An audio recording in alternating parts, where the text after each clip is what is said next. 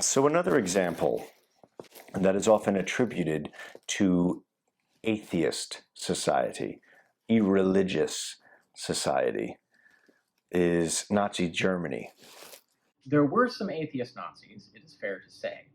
But Nazism in general, and certainly the vast majority of Nazis, were super religious. They were Hitler himself was, like he says, like there's a quote from him where he says like the thing that makes man better than the animals is that he can recognize that there is a creator, right? And Hitler thought he was going to go to heaven and meet all of these people. He thought he was sent by God and doing his mission. So Hitler was definitely super Christian. But he was an adherent of a particular Nazi sect of Christianity that had a lot of weird ideas. So they thought, for instance, that Jesus was actually an Aryan. He was fathered by a Roman soldier, and that all of the stuff where he's arguing with the Pharisees is all him sticking it to the Jews. So it's for him, Jesus was this Aryan, anti-Jewish, anti-Semitic hero. So they rewrote the story in their own mind to sell their own ideology, but they still based it on Jesus, and they still based it on the idea that Jesus was sent by God. So it's still very much a theistic view. It's not atheistic. And yeah, you get a lot of references in Hitler's speeches and in his private dialogues and so on, where he does assume like atheism and Judaism are very close together, and Bolshevism and Judaism are very close together. Like there's almost no difference between being a communist and being a Jew, and they hated all of them, right? And Hitler was not he did not consider atheists to be good people, so generally Nazi society was like that, but also it was a fascist society, so they did not accept any authority but the state. So that was the main problem with Catholicism. It wasn't the beliefs per se. It was the fact that the Vatican styled itself as an independent authority and they could question the state or whatever. And so they couldn't have that. So I think the ultimate goal, what they really wanted to do, the Nazis wanted to do, was abolish church authorities and subsume those church authorities to the state. That was their goal. But they still wanted the church authority. They still wanted the religious authority. They still wanted people to be believers. They still wanted a Jesus. They still wanted a creator. They still wanted heaven. They wanted all the paraphernalia of religion, but they just wanted to control it. So that was really the one thing. And so people can take that as in different ways. So people can see them like literally killing Jehovah's Witnesses. They're trying to wipe Jehovah's Witnesses out because Jehovah's Witnesses reject state authority. And so you can take that, oh, look, they're anti-Christian. No, they're anti-certain kinds of Christianity, as all other sects of Christianity have always been. The Catholics killed and murdered Christians as well that they didn't like. So the Catholics are just as murderous of Christians as the Nazis were. So that's not what's going on there. And so if you're to understand the Nazi culture, you have to understand it is very much another form of Plato's Republic. They just wanted to control the mythology, and they wanted to be their mythology that supported their ideology.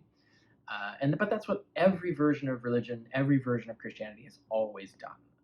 The only difference is that the Nazis decided to do it with guns, and the Catholic Church did it with swords at one time. So that's the only distinction really between Nazis and any other sect of Christianity is do they believe it's okay to kill people to get them to believe what you want to believe.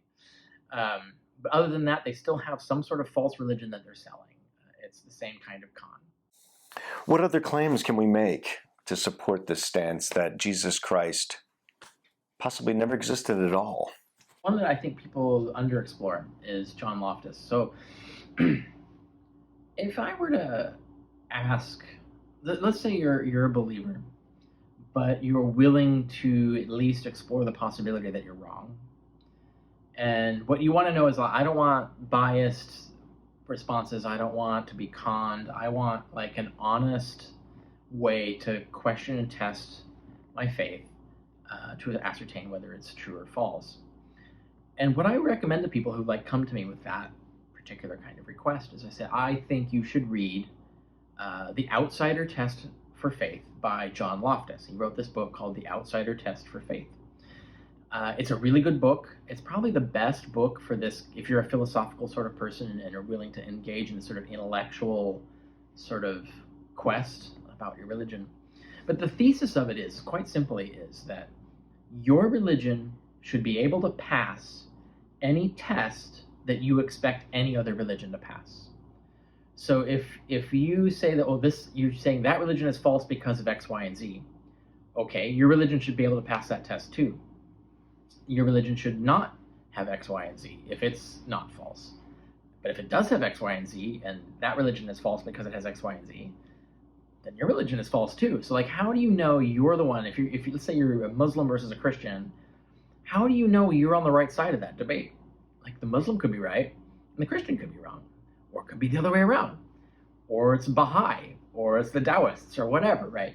How do you know? And everybody who's in all of those positions is absolutely certain they're right, right? They're certain that they're right. They feel the same certainty. They feel the same touch of God. They feel the same Holy Spirit. They feel all the same things, that like whatever convinces you of your religion is convinced them of their religion. So the question is, how do you know that you aren't the one being fooled?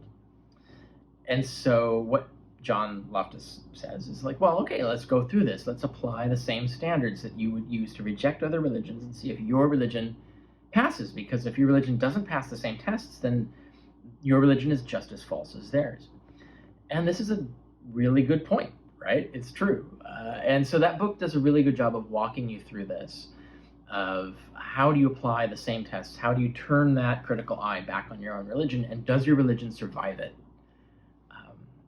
Spoiler, it doesn't. But you won't really know that until you've done it, right? Like, you have to go there, you have to go on that journey until you have that revelation and realize, like, oh my gosh, like, my religion fails all the same tests that I expect other religions to pass. And I think that's probably, the one lesson that I would most want religious people to take and to really go, because they don't have to, like, be convinced their religion is false to do this. They just have to be convinced that their religion will pass this test. And so convinced that it will pass this test that they will actually go on that journey and make it take that test. Most people will flee from this. They won't, because they're really afraid their religion won't pass. And of course, if that's what's going on, then you've decided emotionally to attach yourself to your religion. You've already admitted that your religion is false. You just don't want to know that it's false. But if you're the sort of person who wants to know if it's false, if it happens to be false, well, this is the journey you got to go on. And John Loftus's book is the best one I recommend that people really tackle to try and deal with their religion intellectually.